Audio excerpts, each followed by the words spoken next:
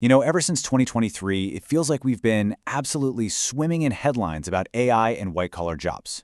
One day, it's a productivity miracle. The next, it's a job apocalypse.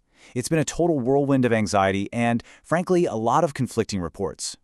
Today, we're going to cut right through all that noise to get to the real story. And trust me, what the latest data is showing us is not what you think.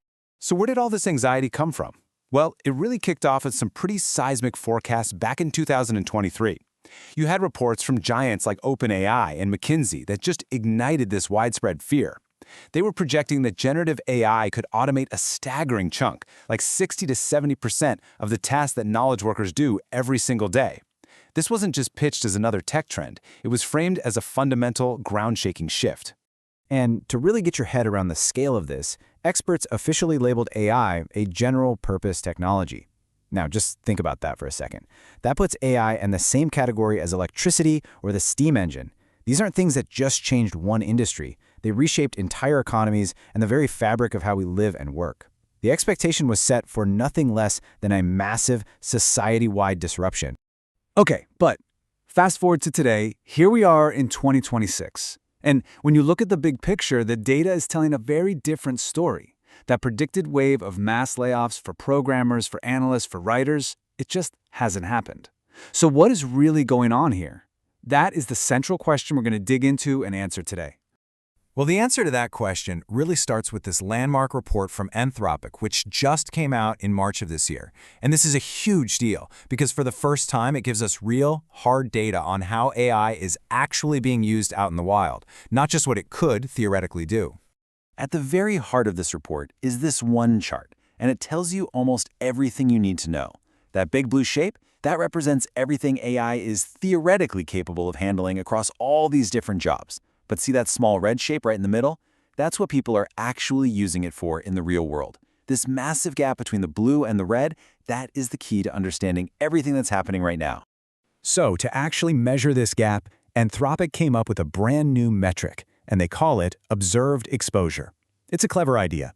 Instead of just looking at an AI's capabilities in a lab, this metric analyzes millions of real interactions on company servers to see what employees are actually asking the AI to do. It's a game-changing shift from theory to on-the-ground reality. Let's actually put some hard numbers on this gap because this is where it gets wild. Okay, so in fields like computer science and math, AI models are, in theory, capable of handling an incredible 94% of the tasks. But when you look at the real-world observed exposure, that number plummets to just 33%. The potential is enormous, but the actual adoption is lagging way, way behind. So you have to ask, why is there this huge bottleneck? Well, it turns out the real world is messy. Companies are hitting all kinds of friction. We're talking about corporate red tape, the absolute nightmare of trying to integrate AI with ancient legacy software, and of course, huge data privacy limits. And maybe most importantly, most companies still require a human to sign off on anything critical, because frankly, there's still a major trust issue. These hurdles are what's holding back the floodgates, for now. Okay, so this gap between what's possible and what's actually happening leads to maybe the most surprising finding in the entire report. For like centuries, we've just assumed that automation targets blue-collar physical jobs. But this new data confirms that AI is flipping that historical script completely on its head. Just take a look at the jobs with the highest real-world exposure. We're talking about computer programmers, customer service reps, financial analysts. What do they all have in common? They are highly digital, knowledge-based roles that are done almost entirely in front of a screen. And then on the complete other end of the spectrum, you've got a full 30% of the workforce sitting in what the report calls a zero exposure zone. These are your hands-on, physical, or really interpersonal roles. I mean, think about it. An AI can write a beautiful sonnet about a broken car engine, but it sure can't pick up a wrench and actually fix it.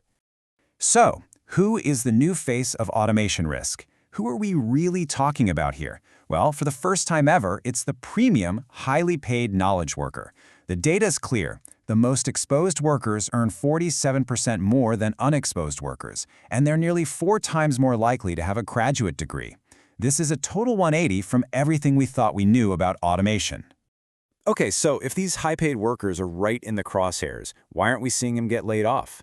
And this brings us to the absolute core revelation of this whole explainer. It's what researchers are now calling a stealth disruption.